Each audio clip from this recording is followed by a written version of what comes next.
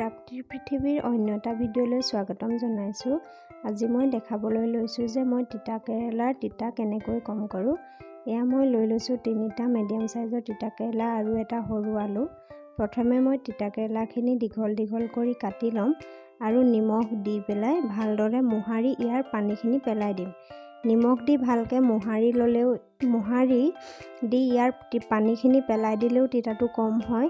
আৰু যদি আপোনাৰ ওচৰত সময় থাকে আপুনি তিতা কেৰেলাখিনি অলপ পানীত নিমখ বেছিকৈ দি কমেও 10-15 মিনিট তিয়াই থ'লেও ইয়াৰ তিতাটো কমি যায়।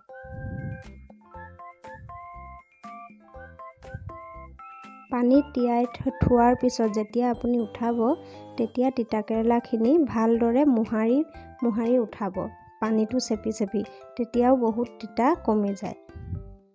নহ'লে বা আপুনি যেতিয়া তিতা কেৰেলাখিনি নমাবলৈ হ'ব তেতিয়া এটা কণী ভাঙি দিলেও ইয়াৰ তিতা কমি যায়। এয়া দেখিছেনে তিতা কেৰেলা তিয়াই থোৱা পানীখিনি কেনেকৈ সেউজীয়া ৰং এটা হৈ গ'ল। এইফালে মোৰ কেৰাহী গৰম হ'লে আৰু এই গৰম তেলত দি দিছোঁ পিঁয়াজ আৰু 2টা জলকীয়া। পিঁয়াজ ভজা হ'লে দি দিম ইয়াত তিতা কেৰেলা আৰু আলুখিনি আৰু লগতে দিম সোৱাদ অনুসৰি নিমখ আৰু হালধি।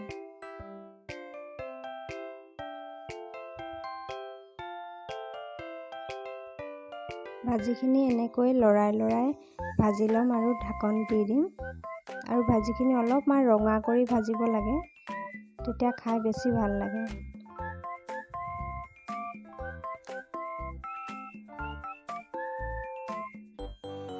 এয়া আমাৰ ৰেডি হৈ গ'ল তিতা কেৰেলা আৰু শুকান ভাজি। এইটো জোখতে আপোনালোকে দিব বিচাৰিলে এটা কণী দি দিব পাৰে। আজি মোৰ এই ভিডিঅ'টো চাই যদি ভাল পালে প্লিজ লাইক, শ্বেয়াৰ আৰু ছাবস্ক্ৰাইব কৰিব আৰু ভিডিঅ'টো চোৱাৰ বাবে বহুত ধন্যবাদ।